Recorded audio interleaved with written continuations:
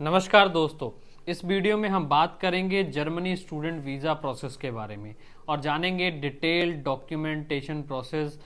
क्या डॉक्यूमेंट्स की ज़रूरत पड़ती है अगर आपको जर्मनी के लिए वीज़ा प्रोसेस करना है। ऐसी ही इन्फॉर्मेटिव वीडियोस के लिए हमारा चैनल सब्सक्राइब कर लीजिए ताकि आपको प्रॉपर इन्फॉर्मेशन स्टडी अब्रॉड के रिलेटेड मिलती रहे। जर्मनी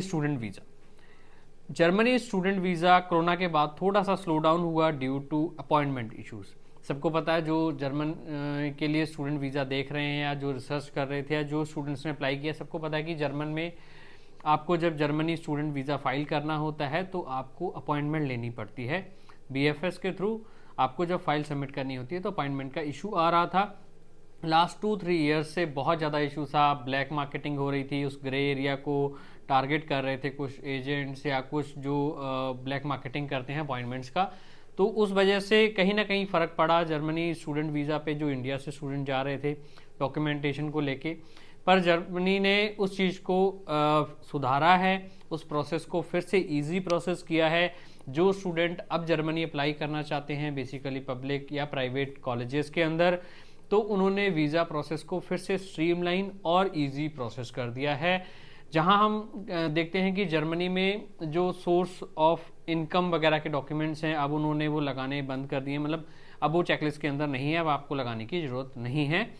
दूसरी चीज़, सबसे बड़ा कंपैरिजन, जो स्टूडेंट्स टेक्निकल एजुकेशन या ऑस्ट्रेलिया के लिए देखते थे, ऑस्ट्रेलिया टाइट होने की वजह से उनके पास जर्मनी का बहुत अच्छा ऑप्शन है कि आप जर्मनी में भी बैचलर्स करने जा सकते हो और लो कॉस्ट के अंदर जा सकते हो, जहां पर आपकी, अगर हम पार्ट टाइम जॉब्स की बात करें तो पार्ट टाइम जॉब्स बहुत ज़्यादा अवेलेबल हैं।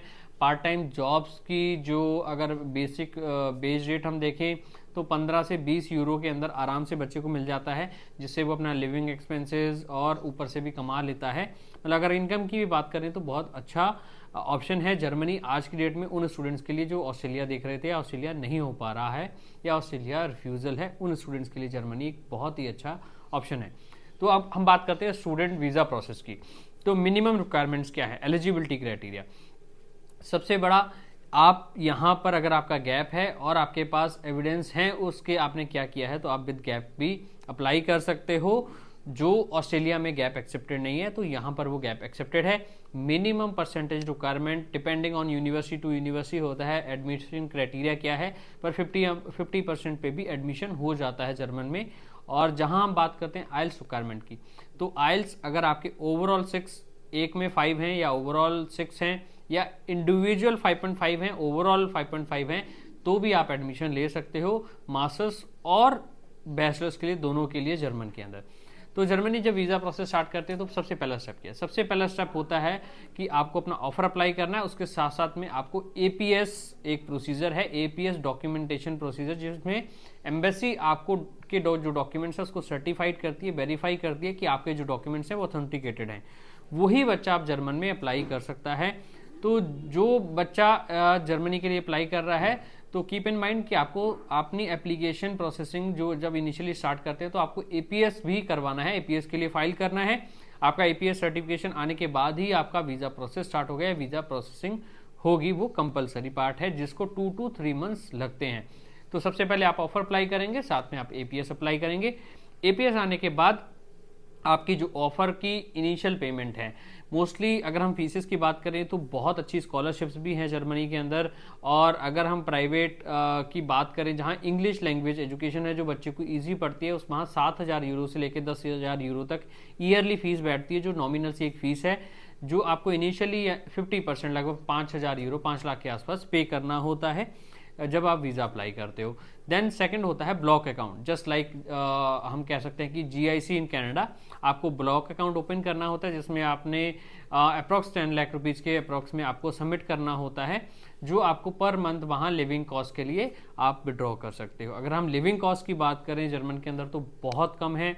अपार्टमेंट वहाँ अगर हम बात करें पूरे एक अपार्टमेंट की, पर मंथ के लिए 400 यूरो में आराम से मिल जाता है। University apartment with well furnish apartment मिल जाता है। तो लिविंग कॉस्ट बहुत कम है वहाँ पर।